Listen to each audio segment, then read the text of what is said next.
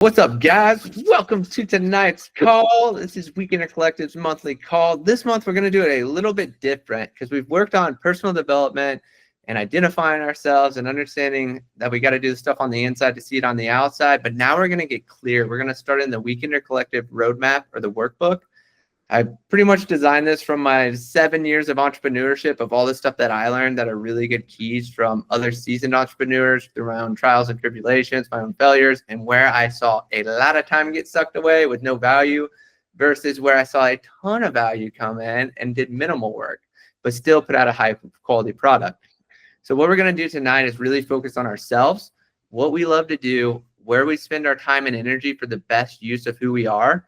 And this is one of the toughest things I think to let go, because we have this tendency where we want to help everybody and we get our worth through what we do instead of how we do it and what specific things we can do to really grow. For instance, I used to shoot video, photo, edit, do all this stuff, right? And now I pretty much do sales, coordinating,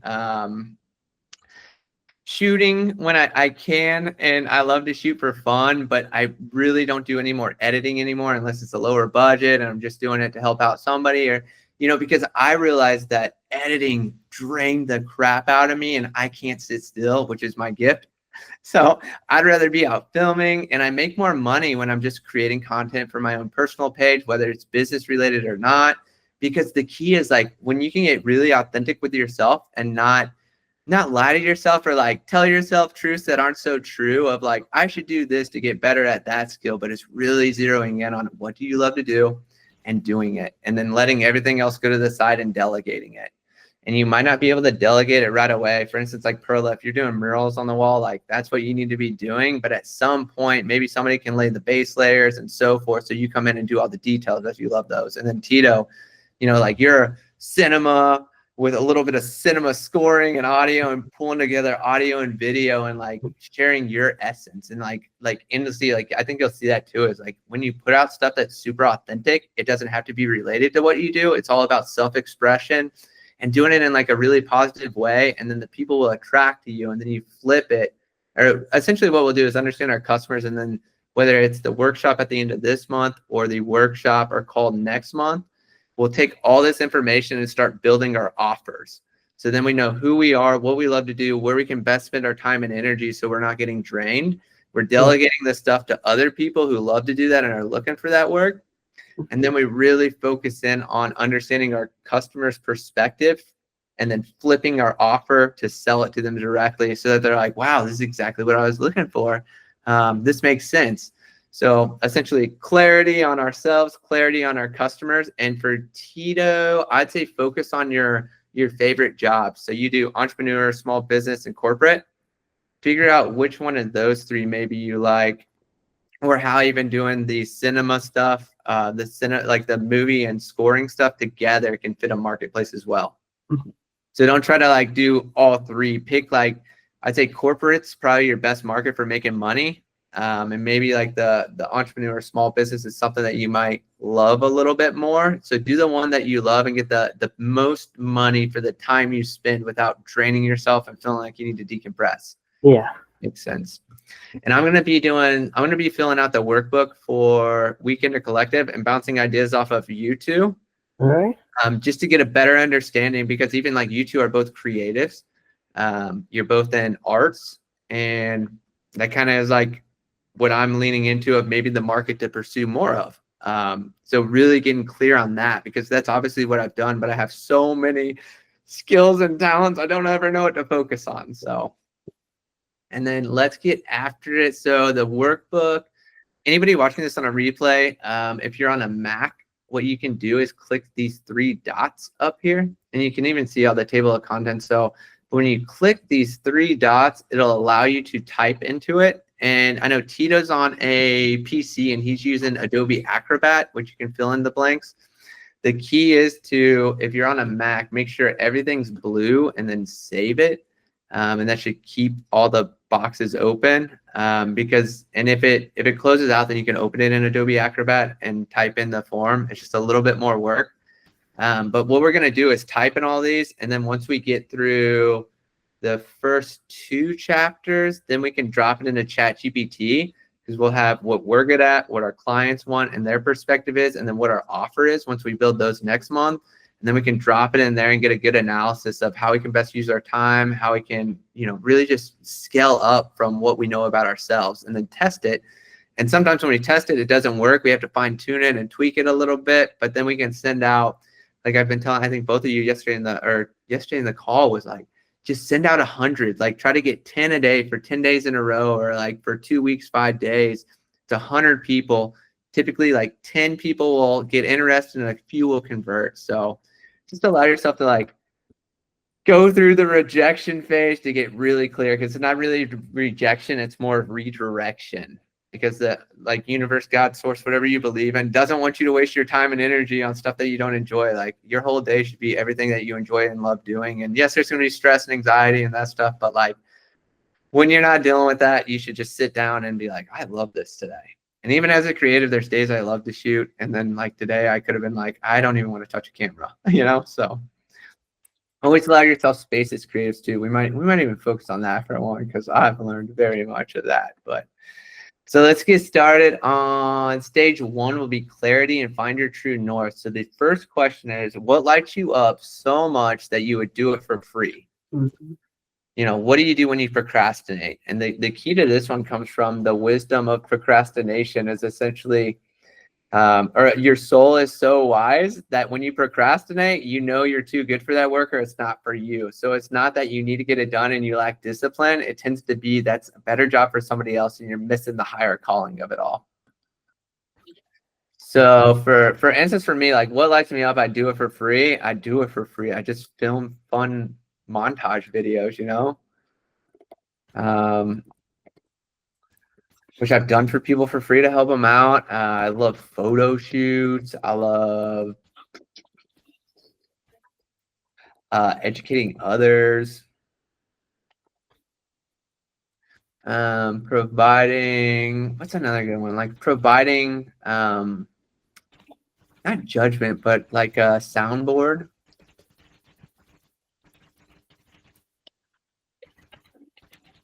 For reference. That's another good one. What do you guys, what do I do in here? I love giving advice. I love not even advice. I love sharing knowledge and information from hard times in my life to help people through the process.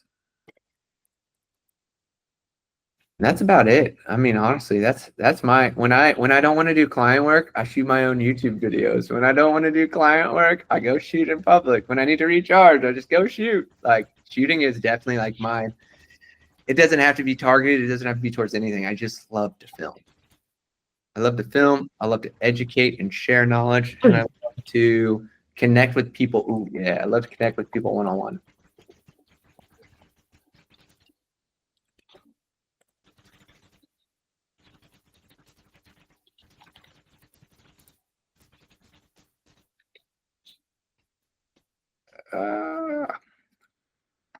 And then I'd say if you guys feel really called, actually, let's just go at the end, because I think we'll all have a pretty good analysis of our stuff in our own heads. But at the very end, we'll just kind of run through it and like give me a summary of what you love to do and then how we can aim it at our clients. And by the way, if this does get too late, we can do the second part on the workshop, and then we can do next month, kind of do a call and then a workshop to build the offer.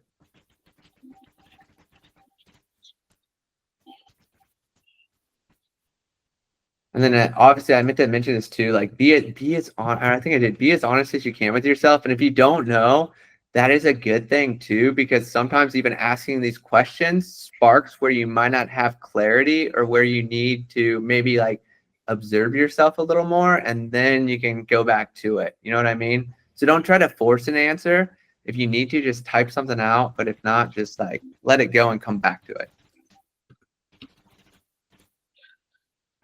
How we doing? We good on that one? I'm all right now. You said what? I'm all right now. Still All right. straight.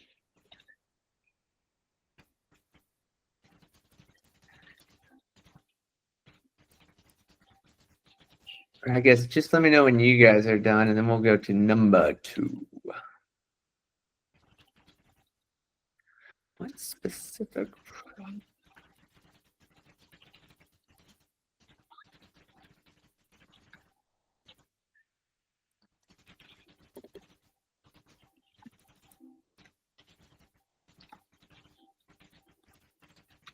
I'm ready. Cool beans.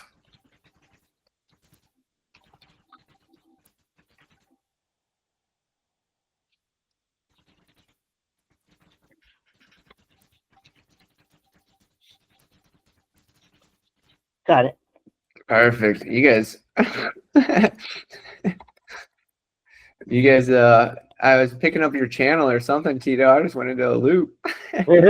All right, number 2, what specific problems or desires can you help people solve? So try to target this to the answer above, in a sense, like kind of funnel it down. So for instance, I help people, I think I really help people feel called to, or I help people be seen and heard. Because essentially that's what we do in video. Be seen, be heard.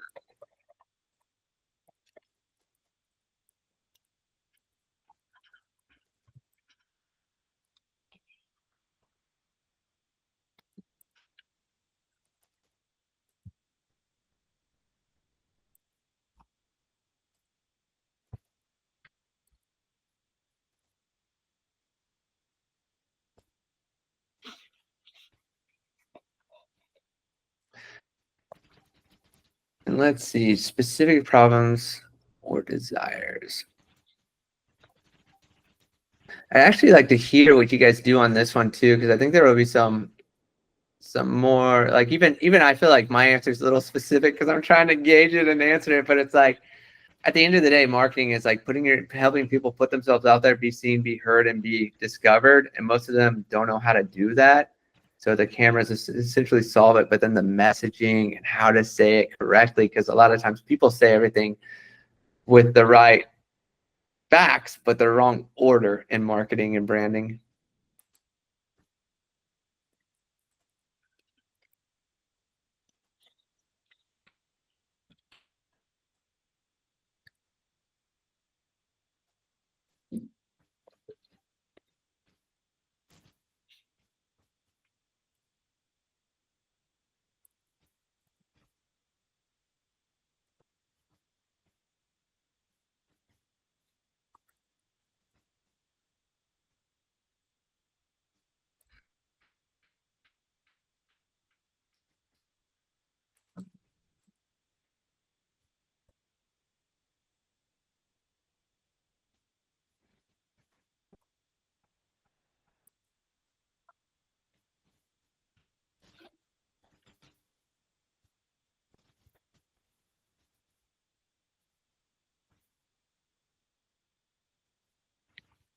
Cool. Dun-dun-dun-dun. Oh, we got your mandala, or what do they call those? What is that behind you? A Perla. What is that called? I can't think A of it. tapestry? Tapestry. Yes. A Yeah, I tapestry. love this thing. I found it for $10. Let's Wow. And it covers the whole wall. It's so big. So go. Nice. With specific problems. I don't know how specific my answer was. What are you guys, where are you guys at on your stuff right now? Tito, I feel like we need to be a little more specific with you. Share what you have. Let me zero you in a little bit. All right. Are you reading my answer? No, you can't. No, I can't see. I'm just intuitive and Okay. I see your face. Yeah, let's see. Because you got to think, like, what is the key problem that people have that they call you for?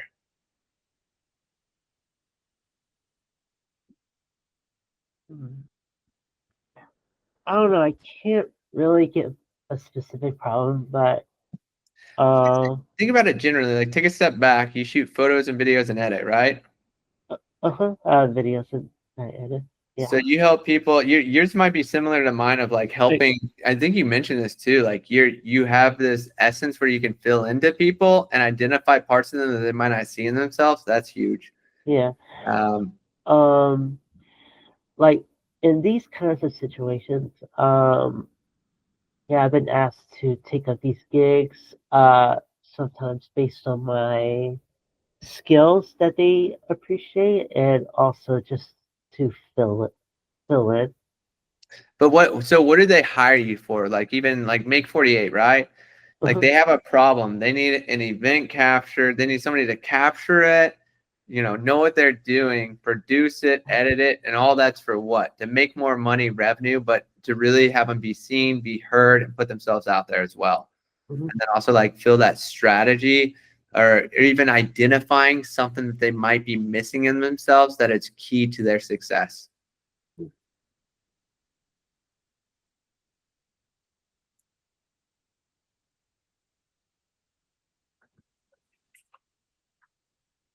Is it let's see, who was your last bigger client that you've done work for?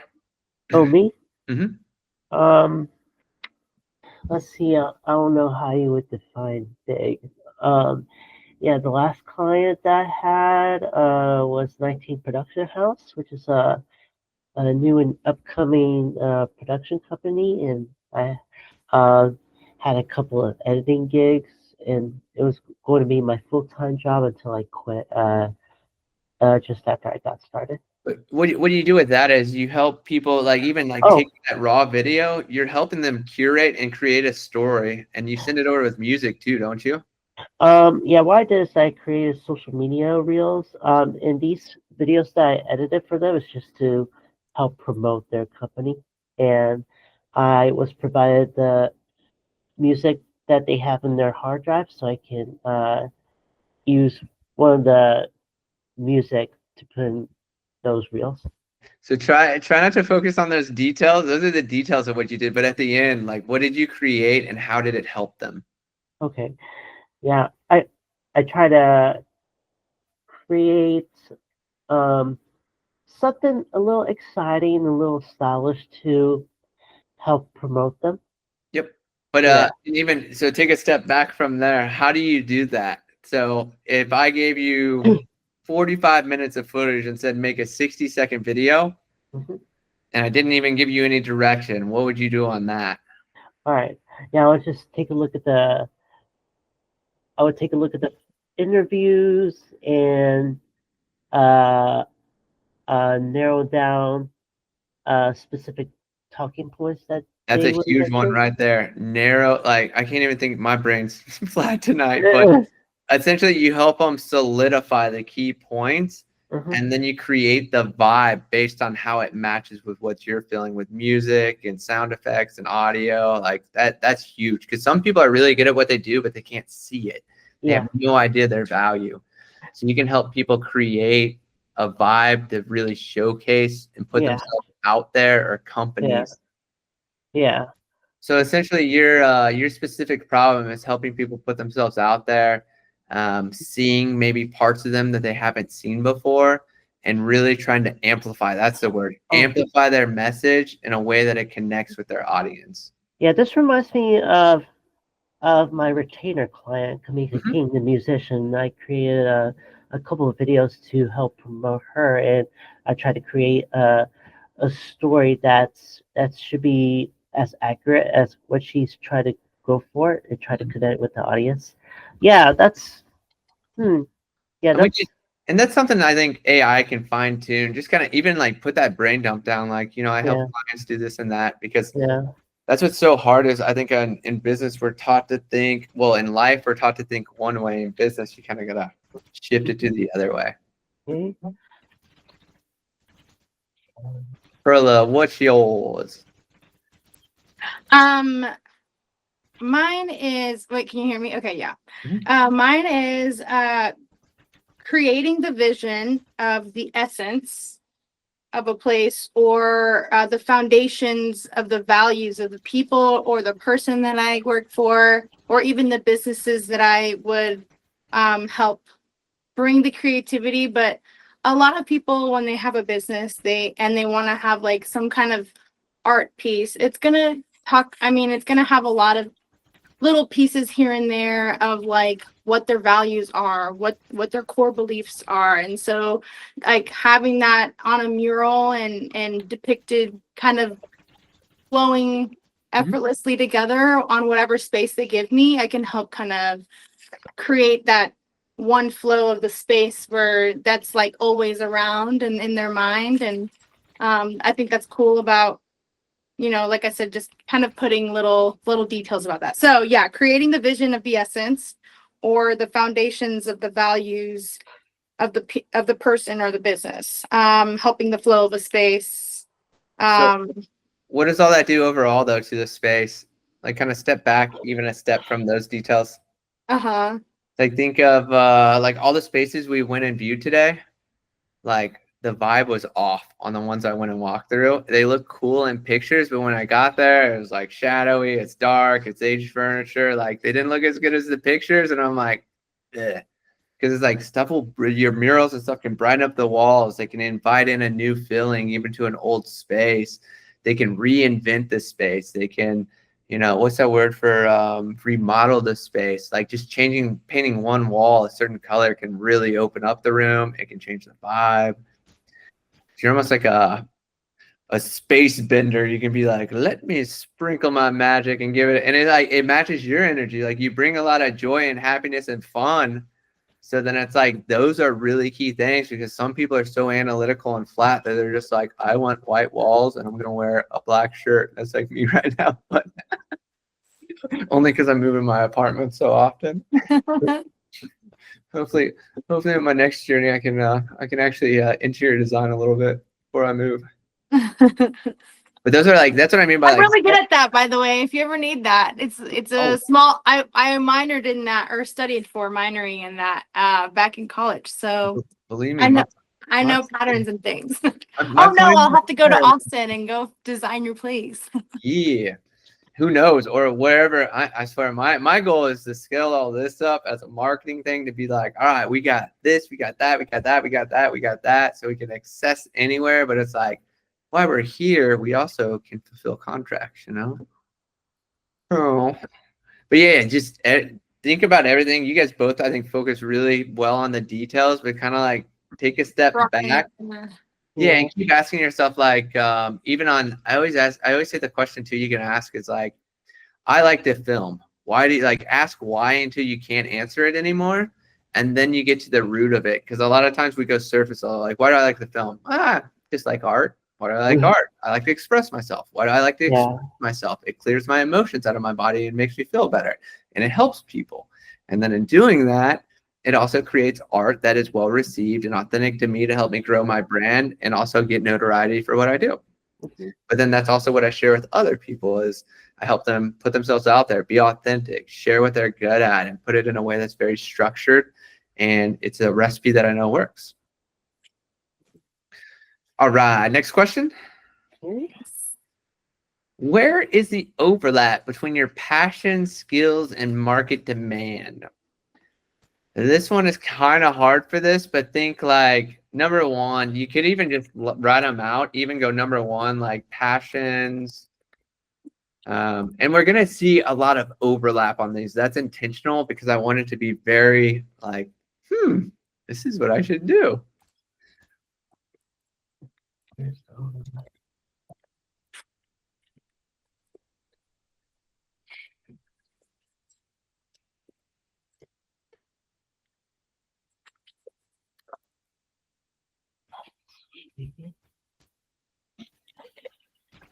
Let's see. So then, and then on skills, try to relate the skills to the passion. So like mine would be filming, editing, photo, marketing, branding. What do you call those? Story blocks, film blocks.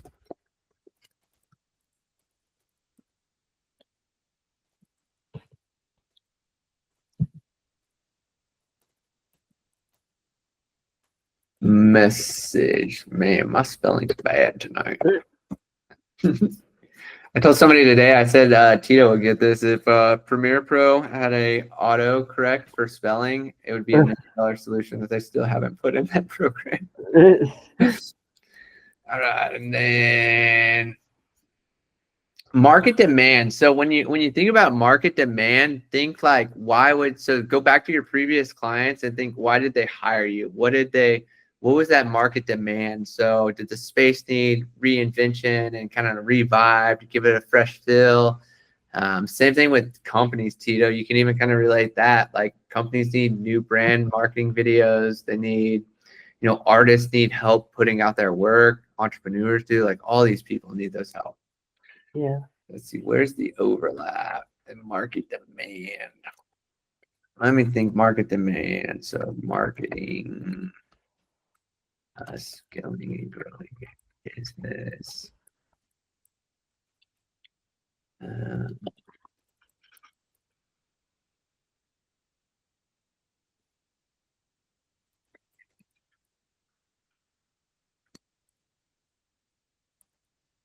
All right.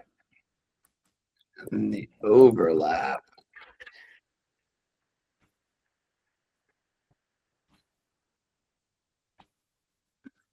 So yeah, that might even work too. List out 1, 2, 3 for each of the passion, skills, and market. And then on the overlap, like I'm already seeing like, all right, filming's popping up, creative's popping up.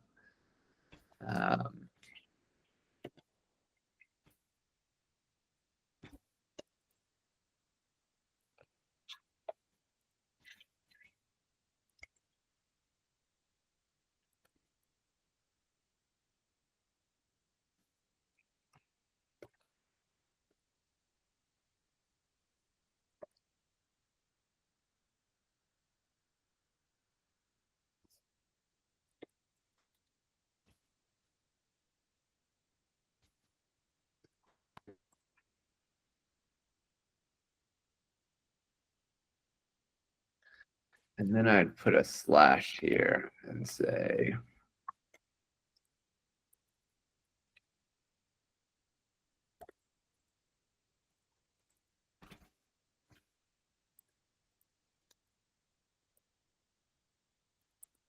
I actually got this on my walk today too.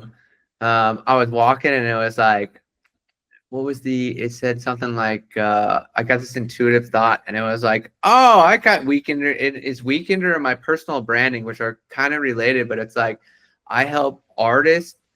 Or what did I just write down there? Because helping other creatives learn to master business and their art, because technically creatives are really good at their art and they tend to stink at business because it's the opposite side of the brain. And luckily I've been blessed with this brain that go analytically down rabbit holes and I can see patterns and stocks that I know nothing about and know what to do. And then some days, and then I'll just create, like a guy said he could drop me in a forest with a camera and I'd create a video in 3 days and be like, here you go. Yeah. But it's like, that's like, I think that even like wraps it up. It's like, I can create, direct, execute, film, but then on the flip side, I can also help creatives grow and manage business and learn how to master that craft. Yeah. And if you guys can't weave that overlap together, I'd say leave that overlap open, because that might be something that we identify as we keep going.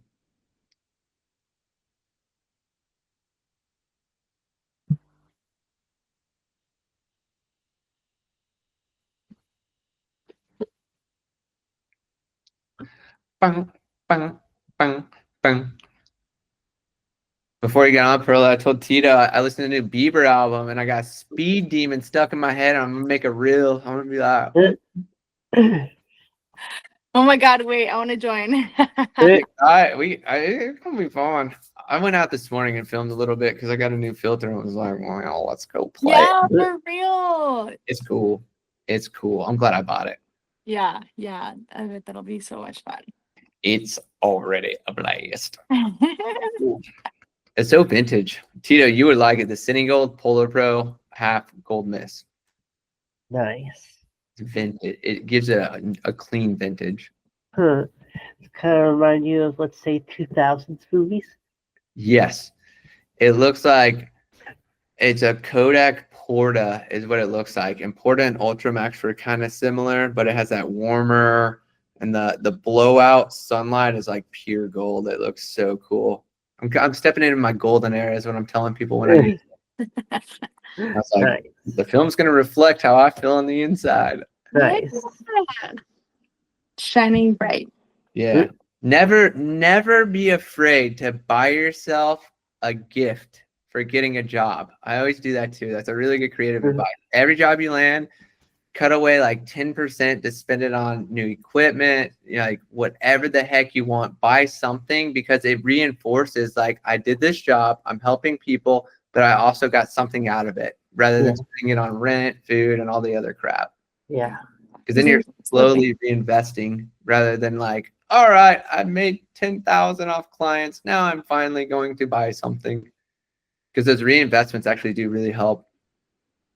You guys you won't notice them and you'll feel like you're wasting money, but they like literally if you get a ping to buy something, just buy it. Yeah. Yeah. Are we ready for the next? All right. Yeah.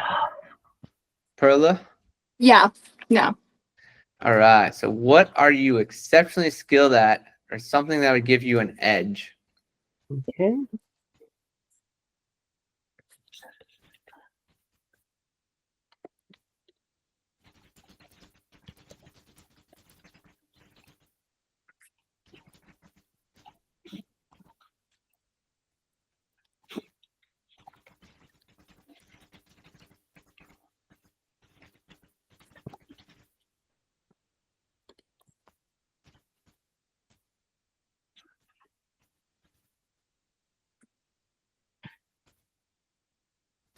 Let's see.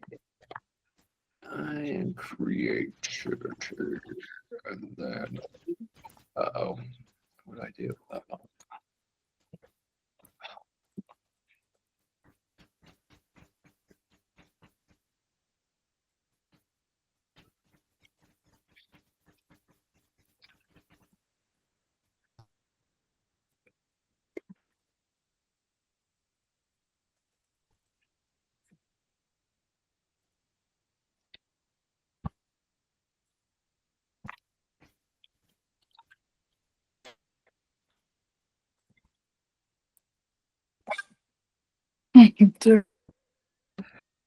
What was it? Oh, did it hit something? No, my dog barked and I felt like it was too loud. Sorry. All right. This is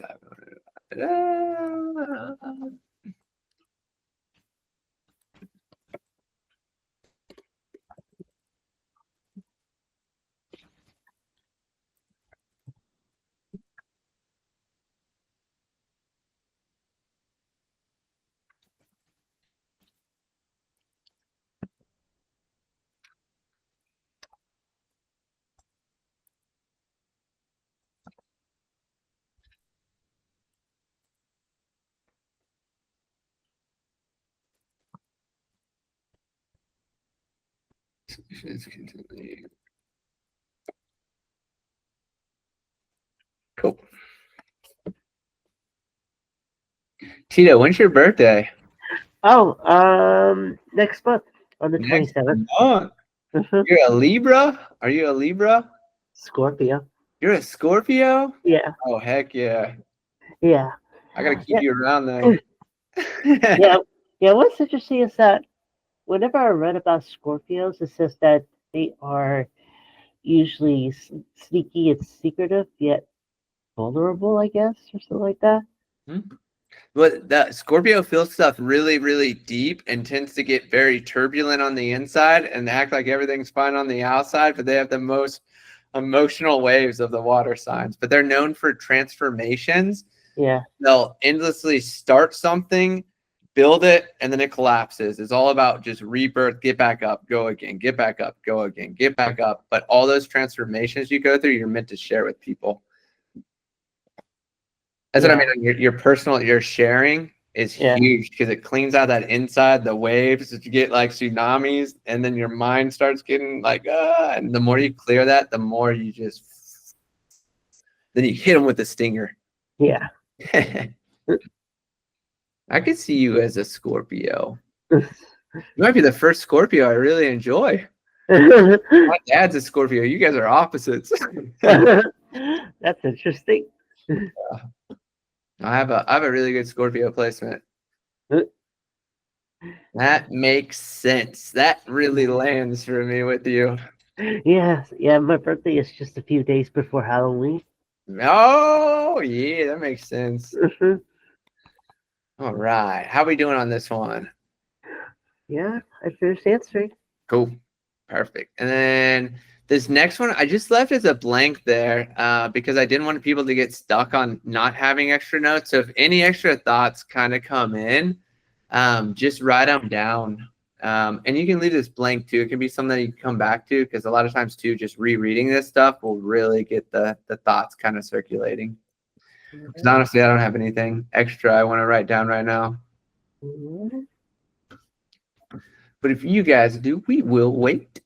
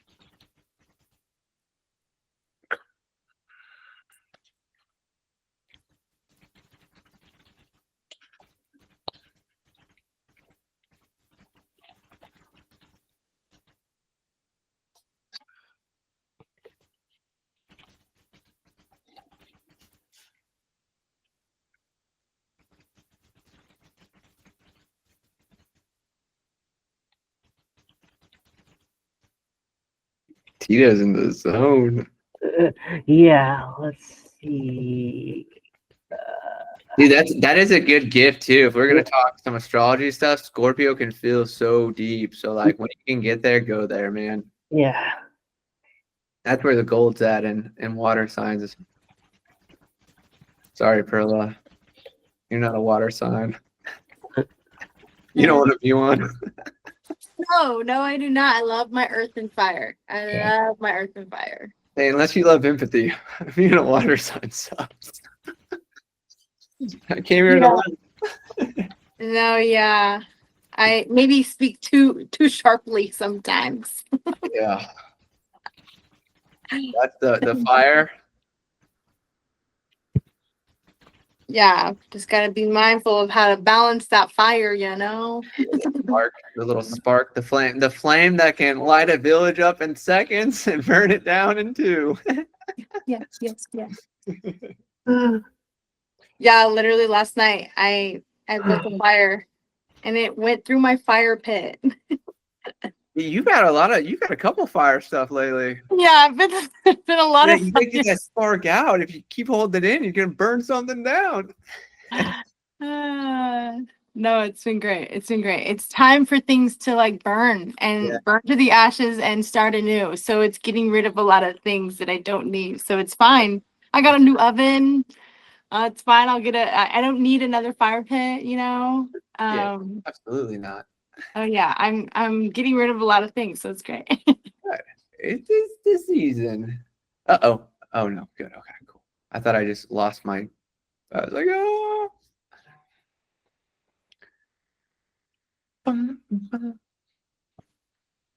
What did you write down, Tito? I want to hear this. Oh, yeah, I wrote a lot. You want me to say it? Just give me the summary of it all.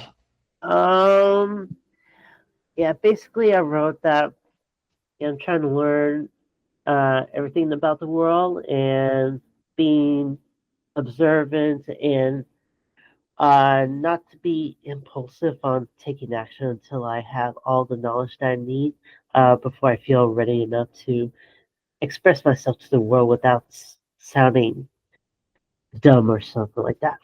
So patience and curiosity are Yeah. your higher skills. Yeah, I'm curious and cautious at the same time. That's good. As long as Yeah. you don't dead scroll, man. Or you don't go left or right, you get ran over because you didn't move. Yeah. That's good. That's good. Perla, what did you have on that? Be exceptionally good at.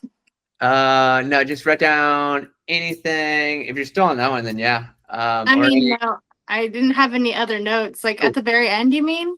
No, or yeah. Well, I was asking on any notes, but what did you write down for the exceptionally skilled at? Well, I didn't really have any extra notes because I've been pretty like detailed but broad on all the other questions. So I've just been kind of rereading it over and over. Cool. Really kind of honing in on that because there's a lot, like you said, like there's just a lot of things that are repeating, which is really cool. So patience with teaching is a huge thing for me. Like just patience and creating and nature. Cool. And a lot of that stuff like plays, like it really feeds into me to feel like the best. And you know, the more you feed into yourself, the better you can show up for others. And so that's like the best way for me to do that. Perfect. Perfect. I like hearing all this from both of you. This is cool. It's cool to see something work when you're like, you spent time on it. Yeah. All right, now the questions kind of get more fun. So, who are you most excited to serve? Okay.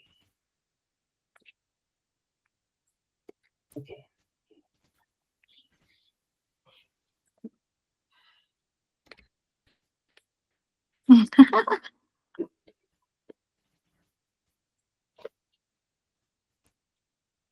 And then even like I feel the need to on this to like validate it. If you can create the reason why you're excited to serve them, that could be huge for here. Really lean into that because even like in typing this, I'm like, I know exactly why.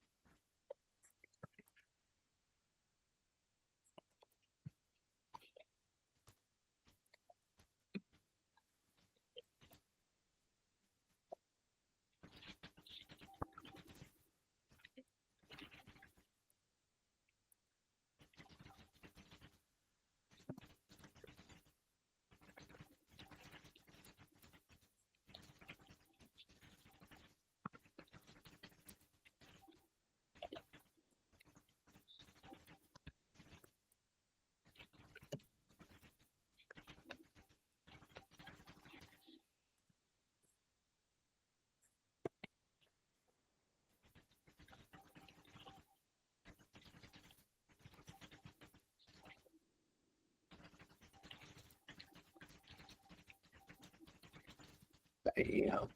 Boom, straight to the moon. Tito, are you going to Indianapolis with us? Oh, of course I will. No, for Make 48. Did they send over the contract and stuff? The contract, no. So far I just got the Google invite, and today I got a text from Courtney letting me know Yeah, for the flights. to take up the deal, the flight Cool. deal. I Are don't. you're flying out of DFW? If I fly, then yeah. Yeah, you should fly, dude. They'll pay for it. The flights are covered. Uh-huh. The flights and the lodging. Yeah. Awesome. Then of Well, course. at least for us it is. I think it'd be the same for you. Make sure of that, dude. Yep.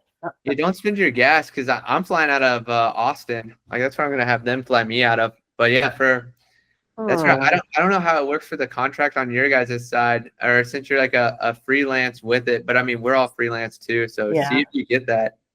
Yeah. They're booking the flights. She's booking the flights tomorrow. Oh, okay. Yeah, I haven't gotten the contract yet, and if I fly, yeah, I need to prepare myself by buying a bigger Pelican case so I could put up my equipment and the gimbal. You can do a carry-on. A carry-on? Okay. Yeah, I'll teach you how to pack a bag to fly. Yeah, let's see. I'll put, Yeah, I'll put like my gimbal and stuff in my actual like check bag, and then I'll fly with my lithium batteries, my camera, and like a big backpack. yeah, just trying to make sure what are all the things that I need to carry with me. Um,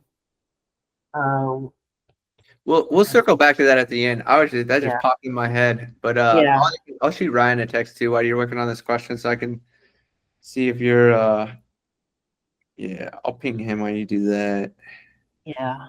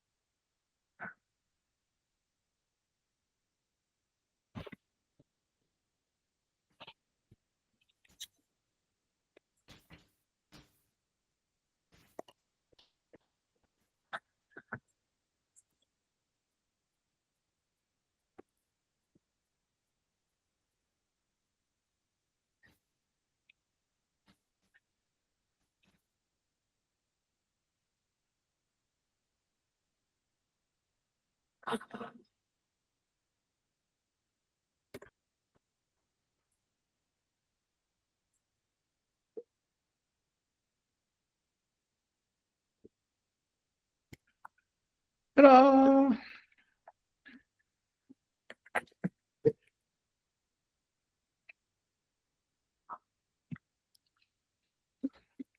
Whoops. Man, I'm gonna do that all night. All right, are you guys done with the who are you excited to serve? Yeah. Cool. Next one. What pain points, dreams, or goals do your ideal clients have, and how can you help them? So I went ahead and did this one because it popped in, but mine, for instance, would be they want to put themselves out there, they want to be seen, they want to be heard, and they want to share their gifts with the world. So I help them identify what is working for them, letting go of what isn't, creating a compelling message that emotionally connects with their audience, executing it, and then building a strategy or system so they can continually share it over and over again efficiently.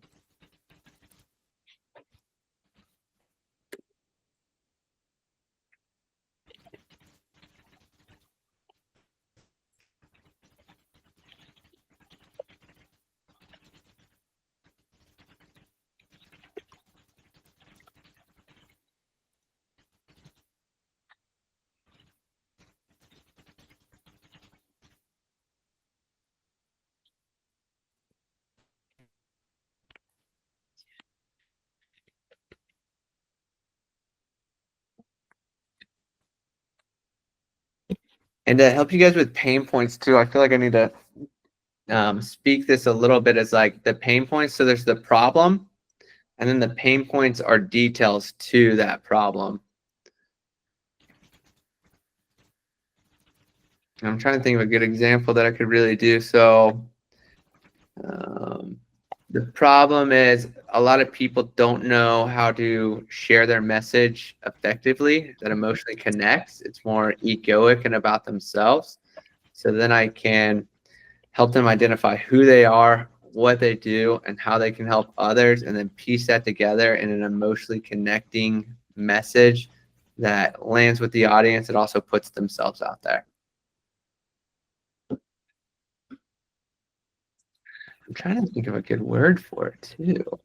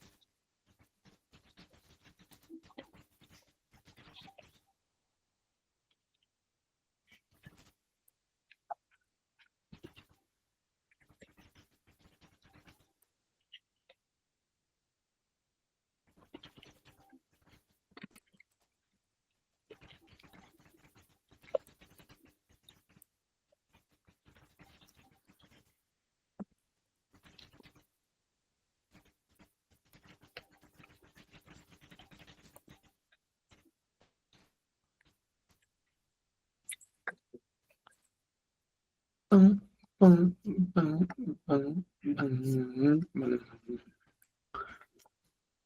you need me to zoom in? No, I'm zoomed in. I can zoom in on these. I was kind of trying to float through them and brain dump them, and it's just so funny to even like sit down and do this because I'm mixing by Chris and Weekender, and I'm like, how do maybe we pull them together at some point? Maybe I don't know. No, yeah, these are great questions. Like, really, really good questions. Thank you.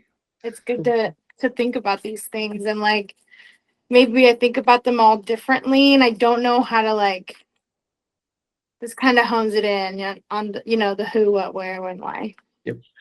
Yeah, this is pretty challenging as I try to know myself as creative and just need to figure out how to articulate myself. And a lot of these are a lot of questions. One mentor of mine, like he will just nail me with questions and be like, nope, nope, nope. And at Woodside one day, we were going back and forth for an hour. Anybody sitting next to us would have thought we were fighting. And I was like, I understand what you're saying. It's just not processing it for an answer. And then at the end of it, it was like emotional connection. As he would even say, just like that, dude, you need emotional connection. That is all you're looking for. That is it. And he said it, and I was like, that is. Dang. Okay. Thanks, man. Then had a call with him the other day for a project we're working on, and I was like, he's like, how's everything going from the last time we were talking? I'm like, dude, killing it. Awesome. This and that. And he's like, well, what solved it? And I was like, you're right, dude. Emotional connection. You got it. It's really cool. It's really cool to always have those kind of like thrown at you if you can take it, but then also understanding it's never to like be like, I'm dumb and stupid. It's like, damn, I never thought about it that way. And then the next page is way more fun. See. Ooh, that's interesting. Yeah, that section that you're probably looking at, Tito, I literally like Matt and I sat down forever and I was like, this has to create, we'll create an avatar is what that is. So that essentially has like that perfect customer that you're looking for. All right. All right, ready? Yeah. All right. Red eye. All right, so for this, don't put your name. So this is what we want to do here on this whole part. Ideal client, what we do is call these client avatars. So it's literally thinking of one person, your favorite. I always tend to say build these off of your favorite client you've had thus far, and then maybe stretch the imagination to how they could have been a little bit better. Because what you want to do is essentially I don't know the magic of law of attraction with this, but you're literally identifying like I would say my favorite clients right now are, I'll call them Amy's because she's one of mine. Is an Amy. She's 55 years old. She's in marketing communication. She's seasoned, but she's not innovative. So then she comes to me for innovation. And I know we respect each other and we can throw ideas back and forth, but she has her system and structure that I love. But then she's also like, Chris, how can you make this a little bit more fun and interesting? Because it's honestly a boring industry, but it's like, I love her because she does all the system stuff that I'm like, I could care less about. And she's like, Chris, go do your thing, have fun, create. And then when it comes to edit, she'll be like, that's a little too much for our audience, but I like where you're going, you know? But it always helps to give them like a fake name. And if it's a name that you'll say a lot or that resonates with something, choose that. Because it's really like at the end of this, you'll be like, I'm going to look for that person. And it's cool how our brains work. It's called the RES, Reticular Activating System, RAS. But essentially, it's like if I tell you in the next 24 hours, you're going to see a sunflower, your brain will literally look for a sunflower and you will find it somewhere because it's sampling everything looking for it. So I would say come up with a name and then, yeah, gender's important. Tito, especially in media, I think, do you like working more with females? Do you like working more with males? That's huge. And if you don't have a preference, split the middle. But think about the age of like all the people who reach out to you, whether it be Tom, Ryan, your other client who you're doing reels for, like everybody. Just try to get that general age. Okay. Yeah, so you said for name, I can just put any name. Mm-hmm. All right. I'm gonna go basic and do John Doe. No, I gotta make a fun one. Let's do.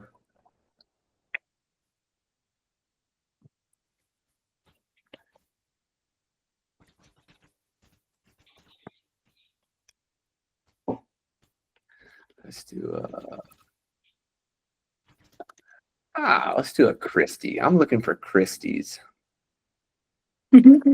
They tend to be, and for the age, you don't have to have a specific age. So even like I tend to get a lot of female clients. Honestly, too, because I think women naturally feel more comfortable around me in business across the board. And like it's crazy. This past year, I've realized like a lot of my video marketing, all those clients are technically women.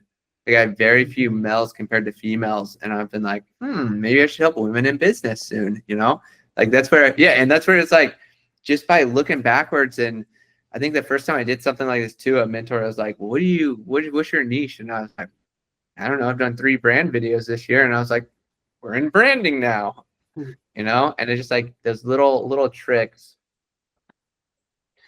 Let's see, 25 to 45, occupation.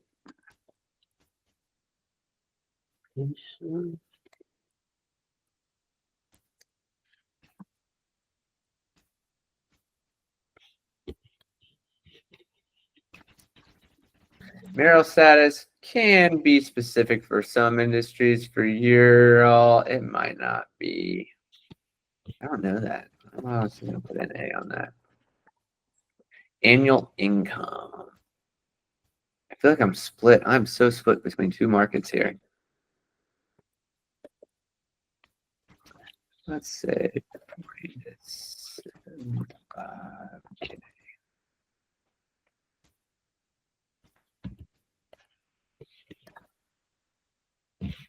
Actually, I think that goes up to, let's say 52.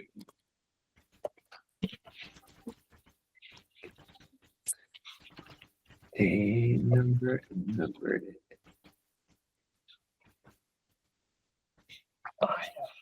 And we did this general on the number of children and stuff, because essentially what you can do too is if you know this information and it's like, it's a marketing director with 3 children and this and that, like they don't have time, they don't have energy, their attention spent somewhere else half the time.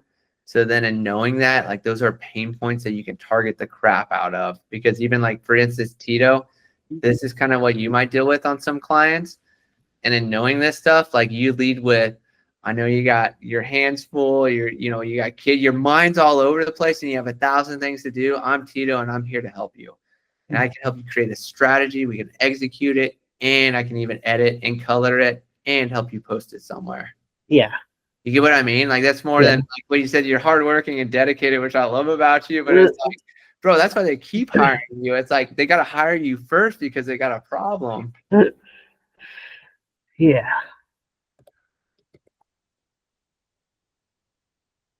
It's for what product? Audience for what product? I'm trying to think what I would say for that. I'm just gonna put marketing as a whole. I think that generally sums up what I do. And I think that's the product that a lot of people reach out to me for. Level of experience. How much experience? These people have like, oh man, I'm on with 5 to 10ers. Audience for what product? So that would be, yeah, so that would be like what audience for what product is essentially like what are they looking to purchase? Okay. Or what are they needing to purchase from you? Or what are, if you didn't exist, who are they looking for and who are they going to hire?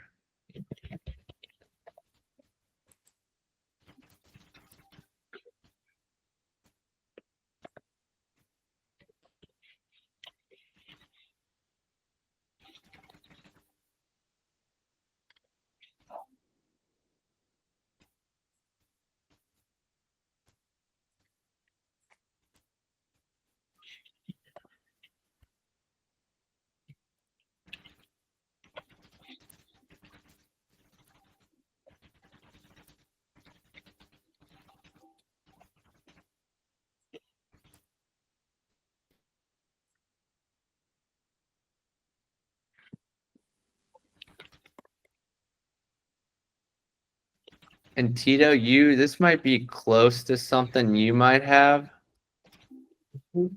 for this one.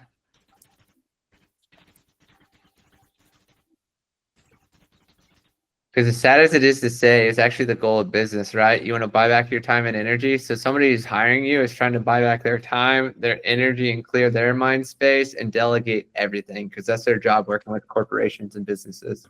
Yeah. So then your job to pick it up, but then as you grow and scale, then you're doing the same thing. Yeah.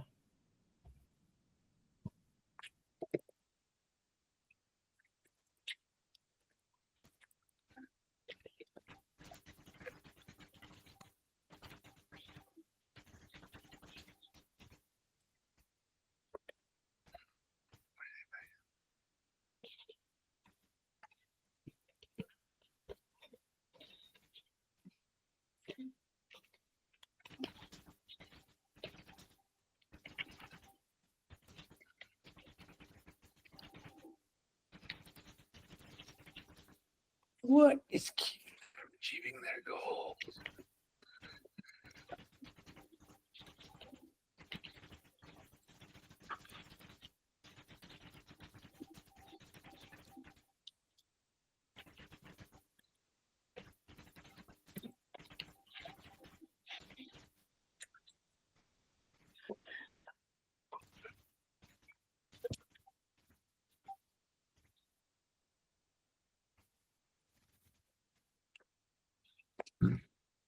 Moray.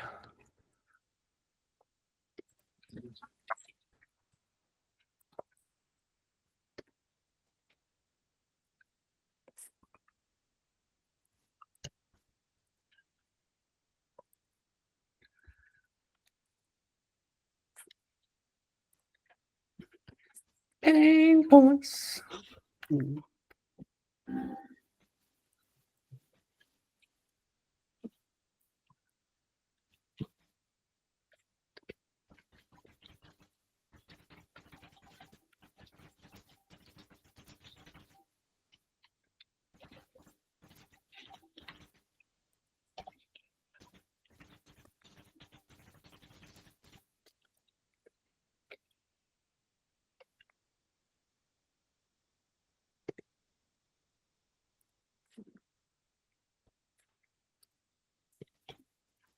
Ta-da! How far, y'all? You guys still doing good? Yeah. Halfway done. Cool. This is blowing my mind. I'm glad we did this. This is fun. What questions would they ask? Question charge.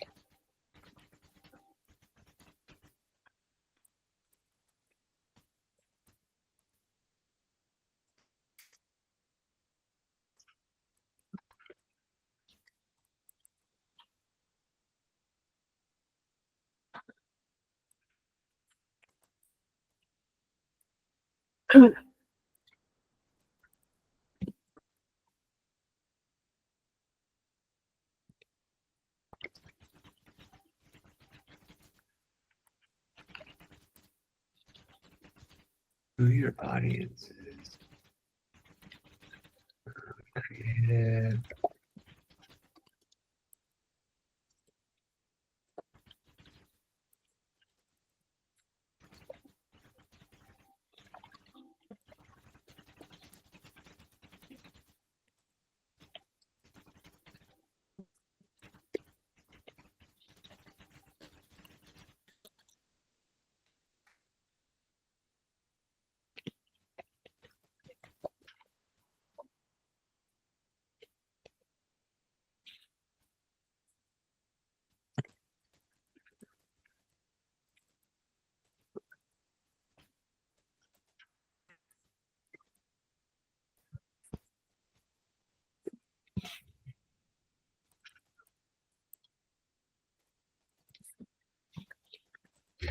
Boom.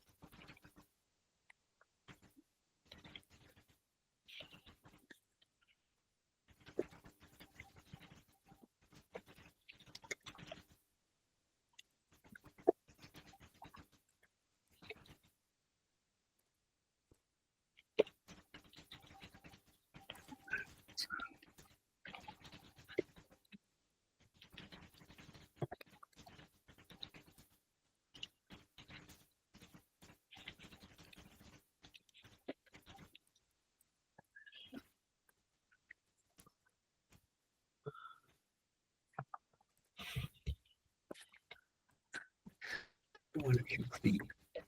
Cool.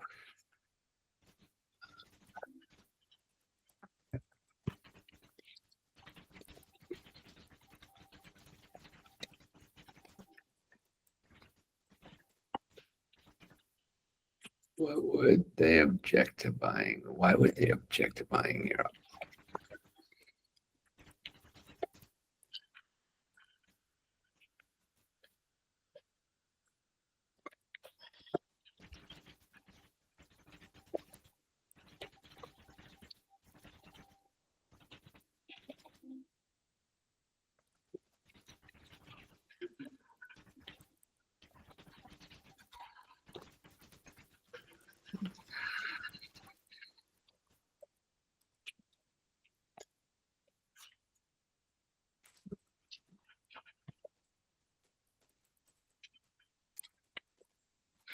Man, this is easy. When all the clients I've had, I'm like, yeah, I don't want that person ever again. I have avatars of the people who I'm like, yeah, no, thank you.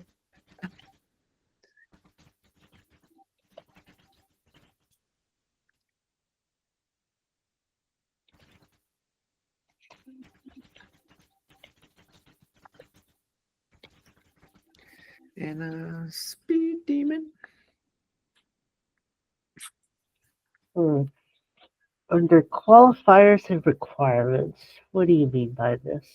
Qualifiers and requirements. So, for instance, for me, I put, and this is kind of related to both worlds, but like, in order to work with me, I need you to do this, is how it kind of needs to be worded. So this would be like, for me, they got to have a vision, they got to have a budget, they got to be willing to invest time and energy into it or skin in the game, willing to do some of the work and ask questions along the way, and collaboration is key. I don't want them to be like, Chris, you do it all and tell us what to do. I know that doesn't work.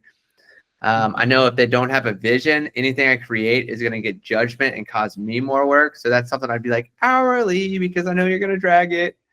And that's like kind of like with the boundaries of stuff I've told you guys about why I invoice the way I do and how I create is 100% based on this. It's almost like another way to put it is like, how can you check that they want to work with you? Or like, what are the non-negotiables that you need in order to show up fully and be yourself and do what you say you're going to do?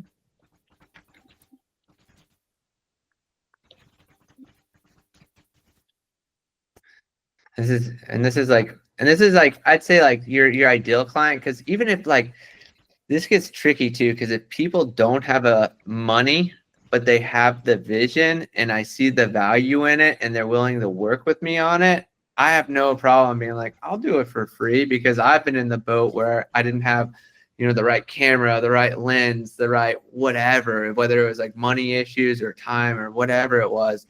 And specific people have came in and like changed my life by, you know, teaching me about business, helping me with filming, helping me with editing. I'm stuck on a job and I need something. They will it out. So it's like kind of like the law of reciprocity is like, all right, if somebody doesn't have all this, I'll still do stuff with them because I can feel that it'll really help them. And it's not for myself. It's like, if I was in their situation, I would want, you know, that person to come in.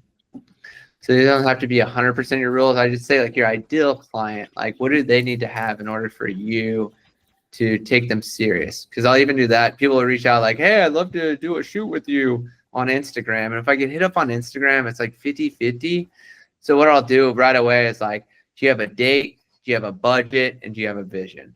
And if they can't answer all three of those, I'm like, I'll ghost them, because I'm essentially like, they're going to waste my time, energy, and we're going to talk about something that isn't going to ever happen.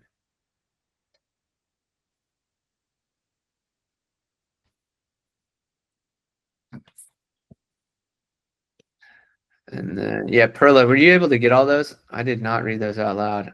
Yes, no, I got it. I think I'm done as well. Cool. Are you done with that, Perla? Still Yeah. working?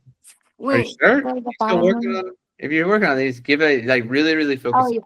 Yeah, I didn't get that last one actually. And I'd say, yeah, like, why would they object to buying it? It tends to be the flip of the one on the left of like, you have too many rules and it essentially triggers them to be like, okay, he's not, or she's not for us. They're not for us because I don't like what they're saying. But if they don't like what you're saying, it's because you're kind of squeezing them to get their together so that you can help them.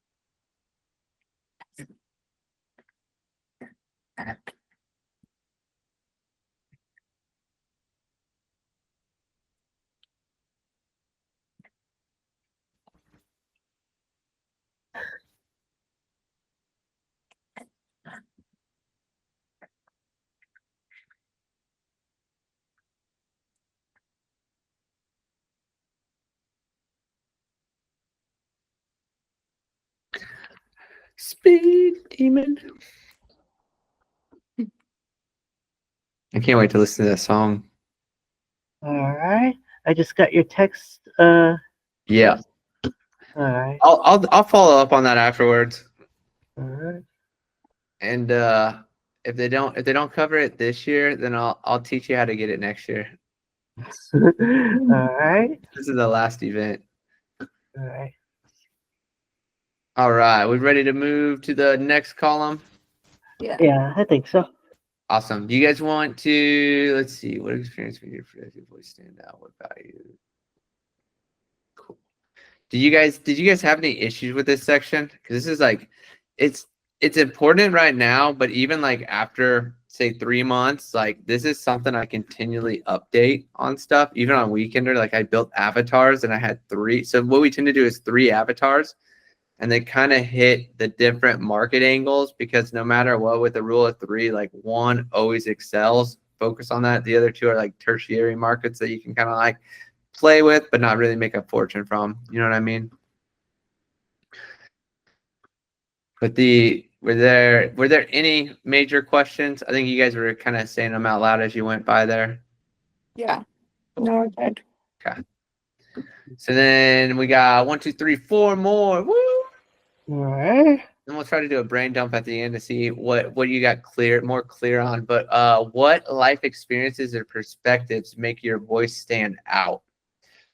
So typically, like another way to say this is like, what hard stuff have you been through and really struggled in life? And where did you have to find a solution for yourself? Because that tends to be what we share with others. And it's like when we went to look, we couldn't find the answers. Like for instance, like I had the worst anxiety and depression when I was a nurse. And even in learning this stuff, I had no idea that I had anxiety or depression. I'm like, why do I feel off? Why am I always in a rush? Like what? And then it's literally like one day I think we actually started covering mental health deeper, and I was like, well, judging on this scale, I am severely depressed and have no idea. And then based on that, I was like, oh, and anxiety tends to show up when depression's present. And then I was like, oh, yeah, my grandpa just died. Oh, I think I'm severely depressed and had no idea and didn't know how to work my way out of it, you know?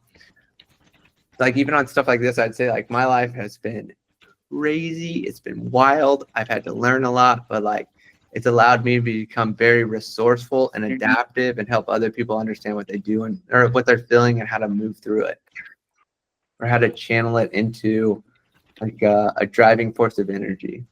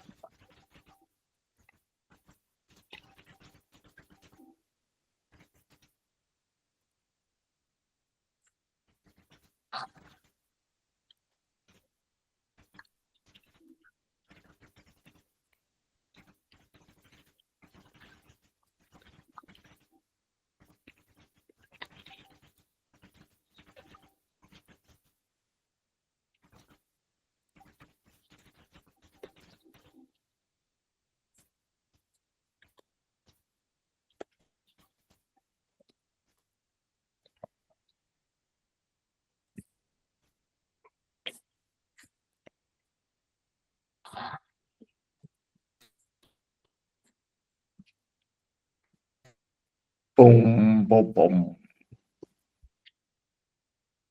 What values are non-negotiable?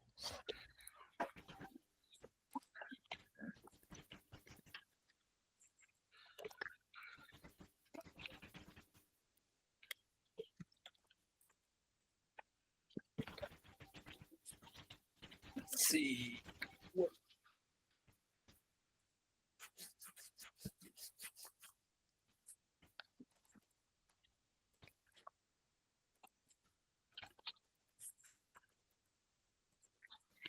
What values are non-negotiables? What do you mean by non-negotiables? So I'll focus more on like what values define your work, because the opposite of those are the non-negotiables. It's just which way you want to look at it. So like non-negotiables for me would be simple, logistic, people pleasing, non-expressive, lack of authenticity.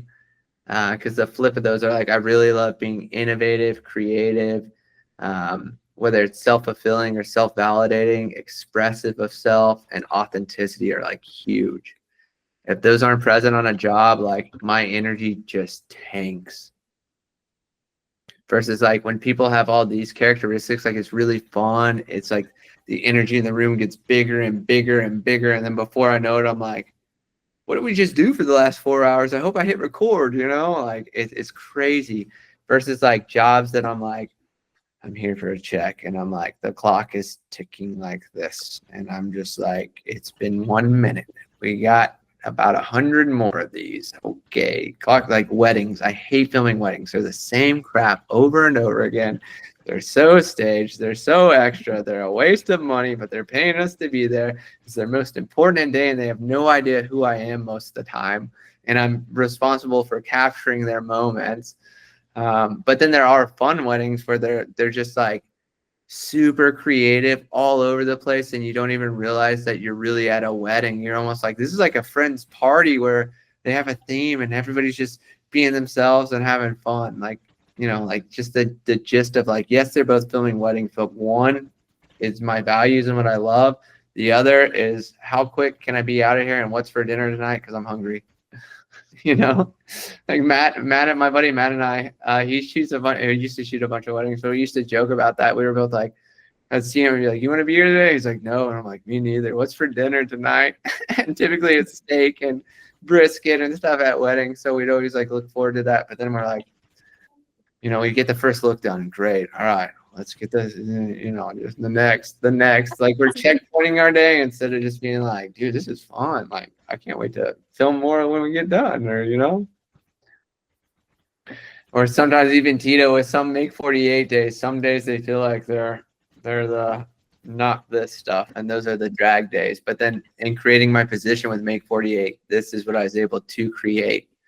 Because you don't see me filming Verite, because I will like, my head will explode. It'll shoot up to the heavens, and then it'll do another explosion.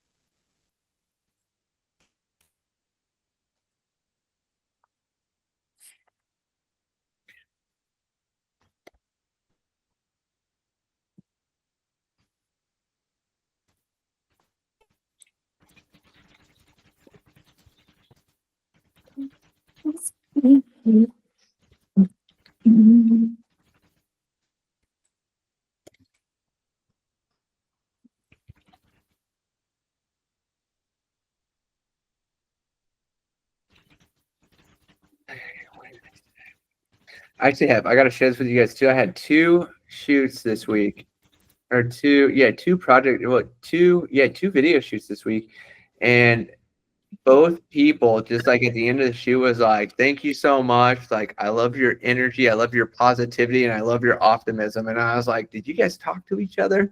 But it was like a really good thing to just hear. It wasn't, not in a sense of like struggling with it, but I've been so stretched because I'm growing and it's stressful, but it's also like, I'm sinking in on the inside, but on shoots, it's like this question really hits it as like, no matter how I'm feeling, I show up to a shoot, and most of the time it actually flips my energy because I'm just like, all right, let all my stuff go. We're here to have fun. We're here to play. We're here to take something that typically is super serious in media, and we're going to make it simple. It's going to be relaxed. It's going to be like we're just filming videos with our friends and stuff.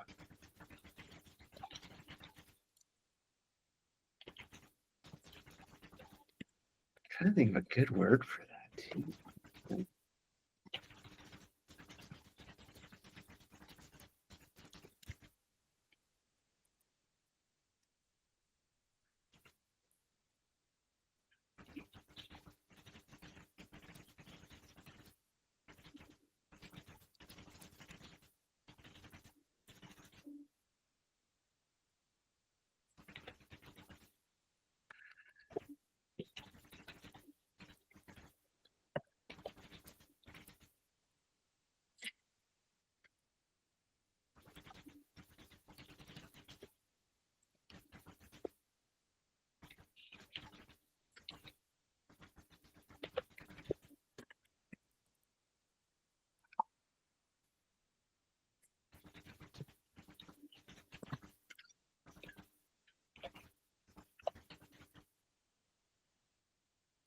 I'm excited to drop this into AI. I'm going to be like, read this and just tell me what I'm doing here. Yay! All right, y'all done? I think so. Cool. So let me click those dots so I lock that in. Oh yeah, that's awesome. Cool. Okay. So we'll go. Chivalry's not dead. We'll go Perla first. Perla. Just overall, I know that's a lot. I feel like I always like oversaturate you guys. That's good. That's growth. But we got to put fertilizer when it rains, right? But like, what do you feel like you've gotten clear on yourself and like your client's perspective?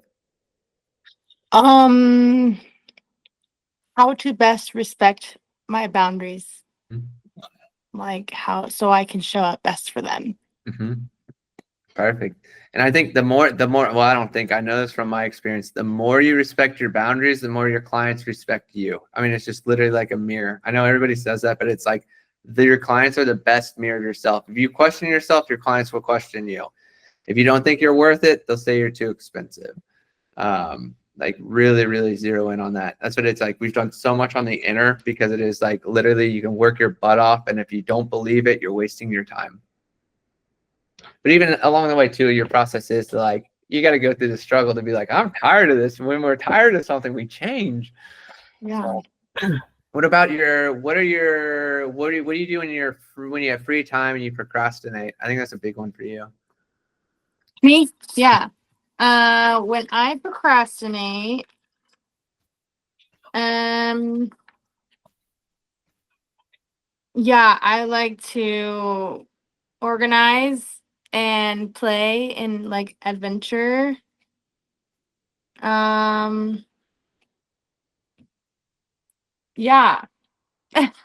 No, those are like in the simplest ways. Yeah. Yeah. Well, I mean, that's your energy, right? Yeah. So Yeah. then, like, make sure you bring that to when you do everything, because your work's incredible, but they might not even want to hire you for your work. They might just want your vibe, because that'll freshen stuff up too, you know? Yeah. I mean, I feel like that helps a lot with, I mean, and that's the biggest thing that kind of brings me to like the people who like why I would be the one to be hired. It is because a huge part of it is like my personality brings a whole lot more vibrancy to my art. So whenever they look at my pieces, they remember who I am and like the kind of joyful, bouncy person that I can be around them. And like that kind of brings that also to the point of like, how are they going to feel? Well, they're going to feel excited and happy and peaceful, and they look at pretty things and they remember that like I brought beauty to the vision that they were and that also brings me to that point. Like, it brings the beauty to the vision that they had in their mind, and I'm able to execute it the best. So it's just like it connects all of those things, which is everything that we've been talking about, which is amazing. I was hoping Yeah. And I have a lot of attention to detail, so that really helps to continue. Like, I don't know, like that's just like how my art is, like where I'm able to like just put things together to like make it flow. And I can still have all the small details without having to like it be too, whatever. So yeah. Thank you for sharing. That's Yeah, awesome. I'm happy for you. thank Did you. you figure out your customer? Give me just a synopsis of your ideal customer, and how do they Yeah. match you or mirror you or opposite of you?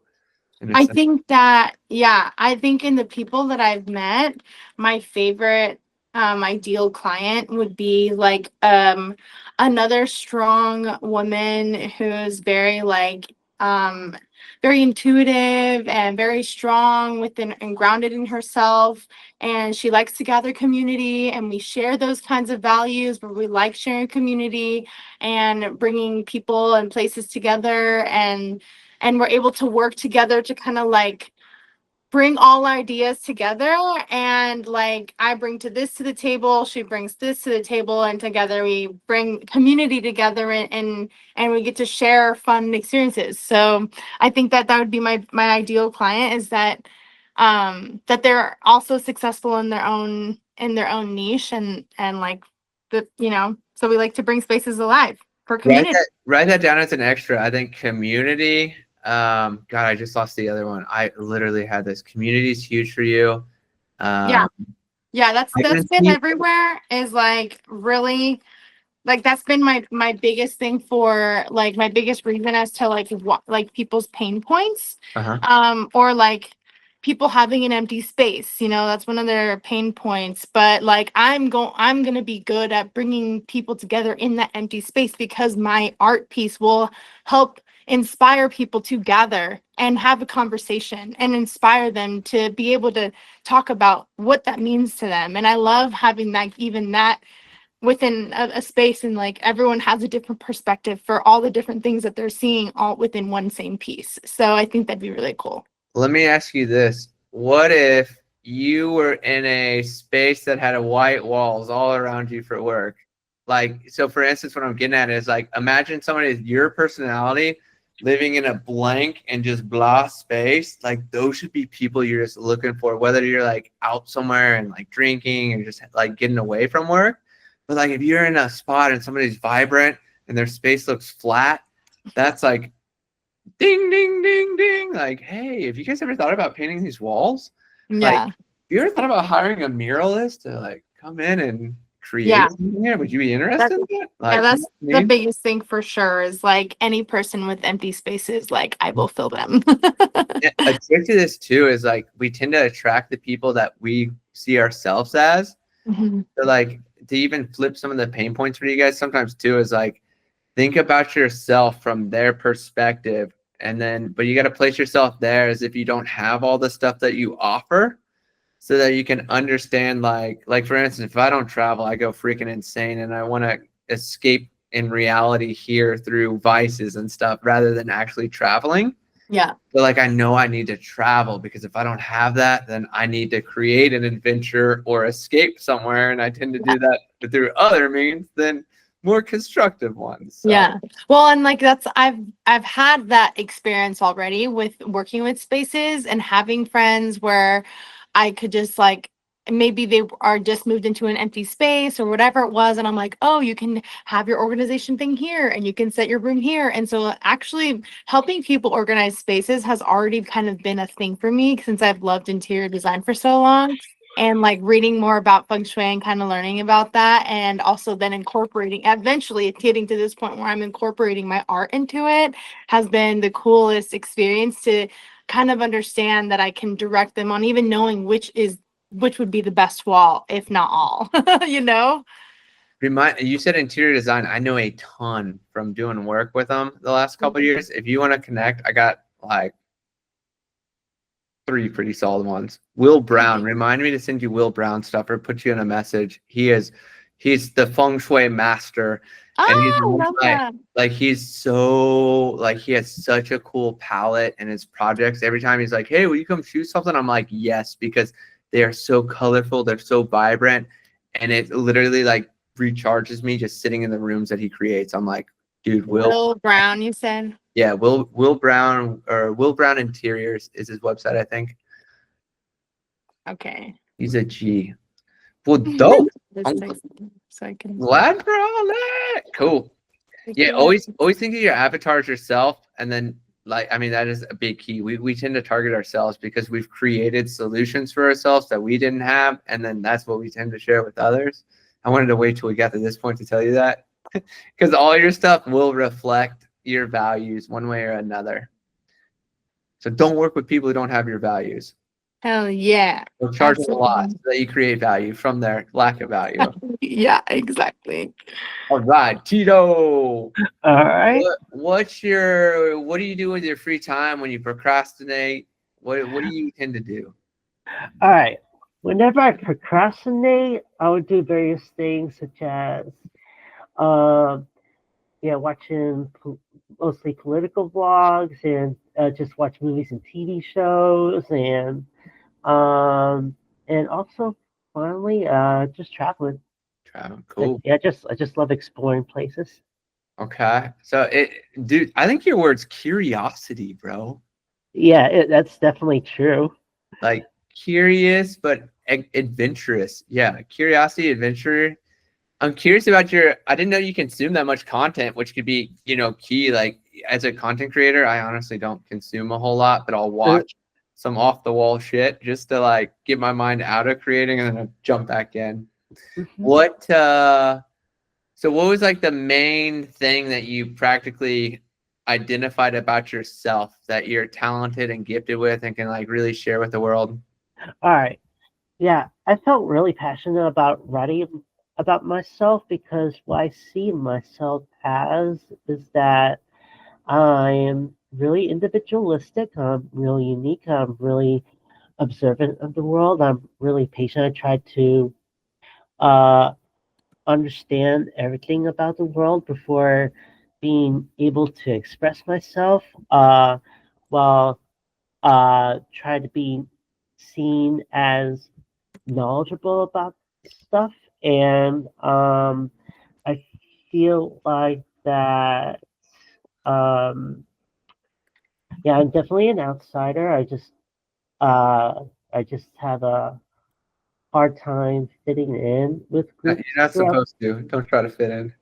Yeah, and um, yeah, I've been individualistic throughout my life, and recently I'm trying to express myself as I truly am and not conform to other people's opinions and worldview because I feel like if I conform, I feel like in ways I lose myself, I lose my identity and try to be like others. I feel like I have a really great idea of who I am, and I just don't want to lose it out of peer pressure and stuff like that. I don't want to be intimidated by others. I just want to show the world who I really am, and I just want to feel validated by others.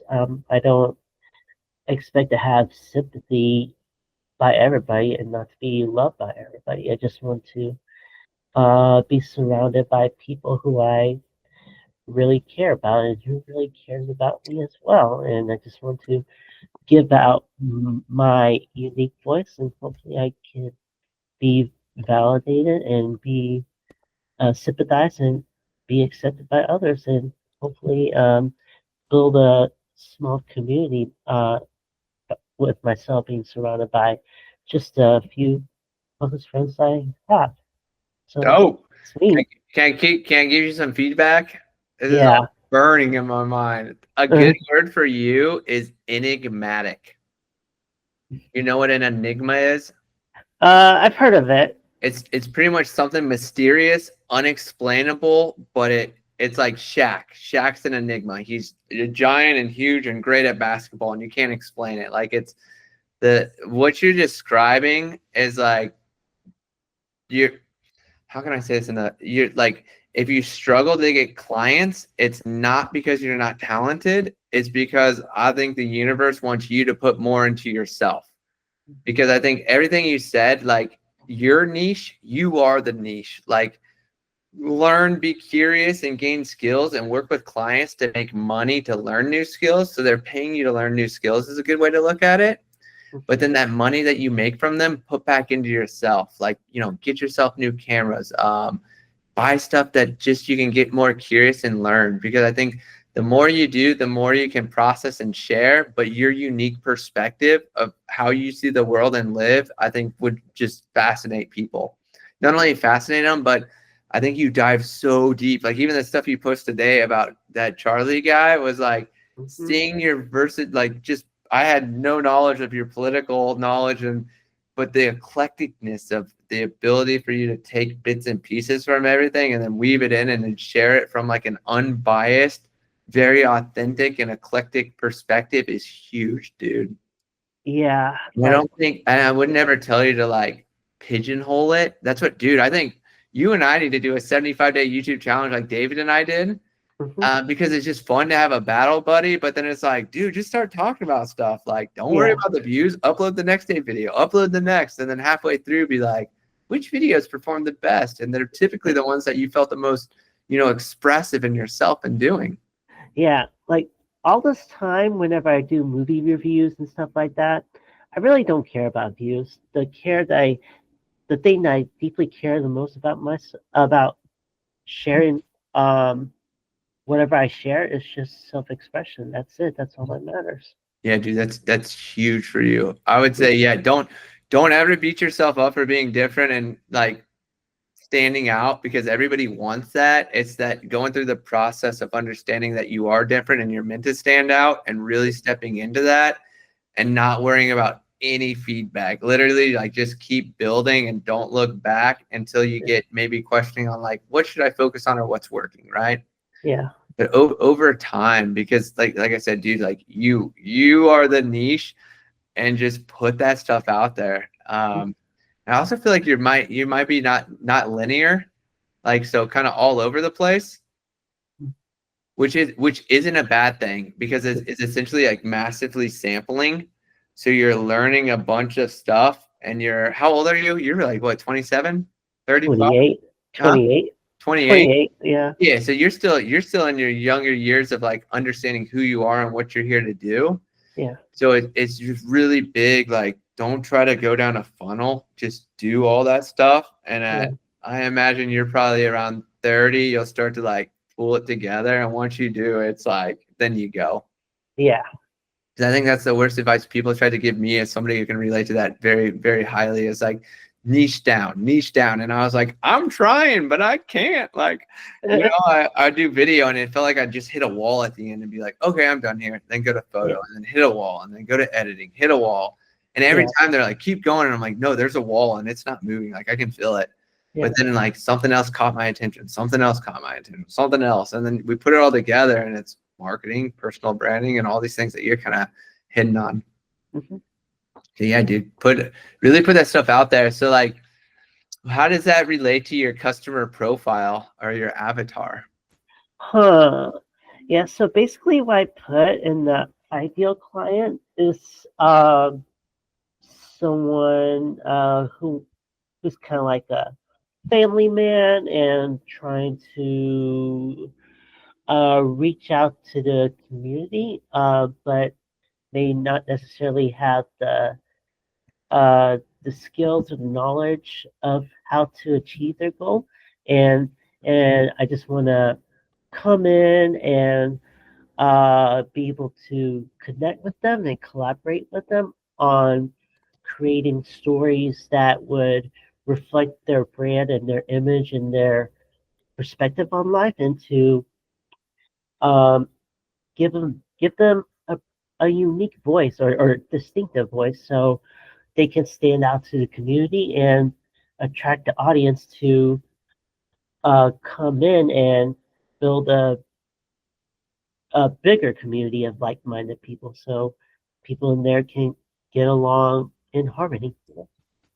And I just want to collaborate with them. I just love collaborating with them and give them advice, help them achieve their vision. I just love helping people out, and I just love to be seen as resourceful. So, There, yes, high five through the screen. yes, I got to, dude, I would say too, I learned this the hard way. It took me a while. I think it resonates with you, and I'm willing to test this, but like, start searching for entrepreneurs and personal brands.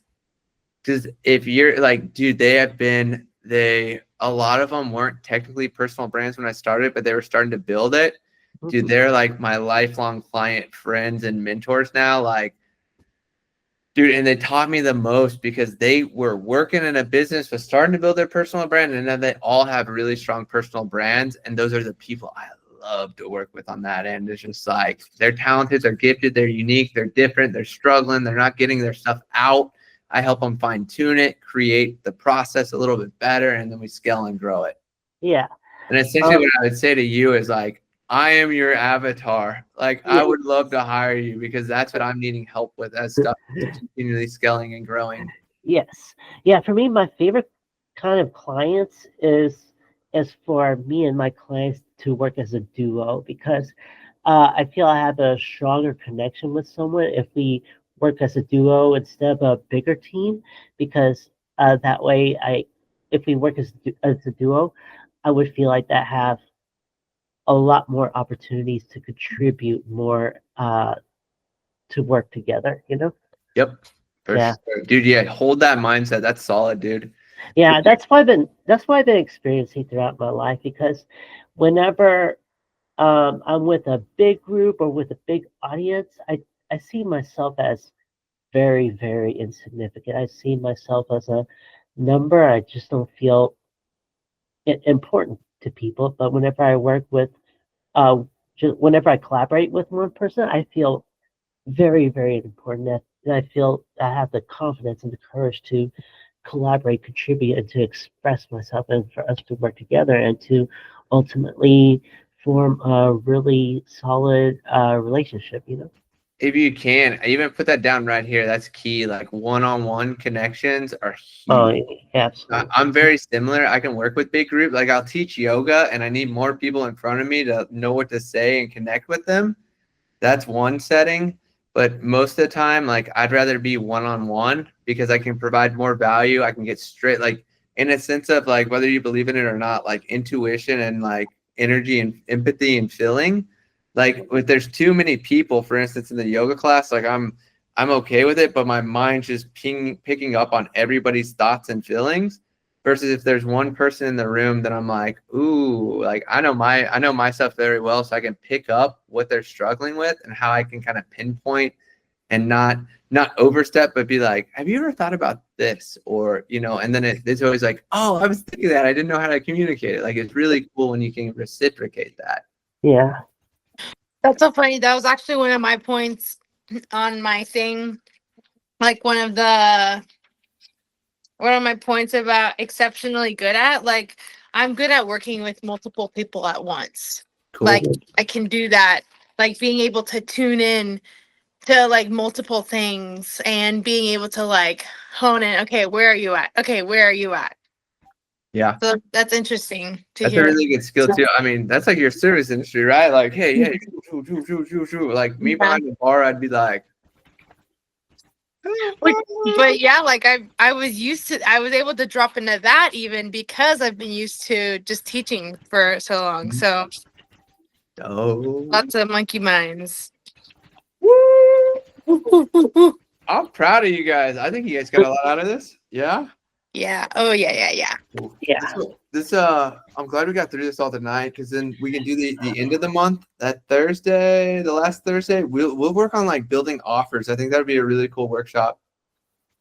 Like, because the worst thing, like, even in companies will say like, how much do you charge? And I'm like, well, how much do you make in my head? But I'm also like that creating with value or pricing was value based. and understanding, it's always good to have those stuff on the backside. So we've worked on like creating rates and stuff. Now we just got to build a couple offers. So when somebody's like, Tito, what do you charge for filming for 6 hours and making a 45-second video and 3 reels? You know, you aren't like, hold on, the quicker you can get back to them without rushing it, the better chance you have of landing the job, because they're like, number one, he executed. Number two, he came back to me already. It's like a Buddha test is what they call it. Before I give you wisdom, make your bed for 30 days in a row. It's kind of like the trick. And it's like, they want to see how fast you come back to them, how accurate your number is competitive to the market. And typically, if you carry a good vibe, send it over quickly, like those jobs tend to hire me quicker than the ones where I overthink it. I don't know what to price it. Like, I'm just like, and then I send a number and I'm like, good luck. They're not reaching back out, you know? Yeah. It helps get you in a bubble, because in all of our spaces, it's so versatile, so dynamic. There's not just one thing we can do, because otherwise we're just going to be trading time for money, and that doesn't work, you know? Yeah. So cool. Any burning questions? I think we had plenty of questions tonight, didn't we? Well, cool beans. All right. Well, I'm going to end this call. All right. And then what was I going to? Oh, yeah. Hang around for a minute. But we're going to end this call on here. And if you're watching the replay, be sure to download the roadmap and work through section 1 of clarity, or chapter 1, because at the end of this month, we're going to be working on creating our services or creating our offerings that we can send to our clients now that we know what we're good at and what our clients are needing from their perspective. So thank you guys for being here. Peace out.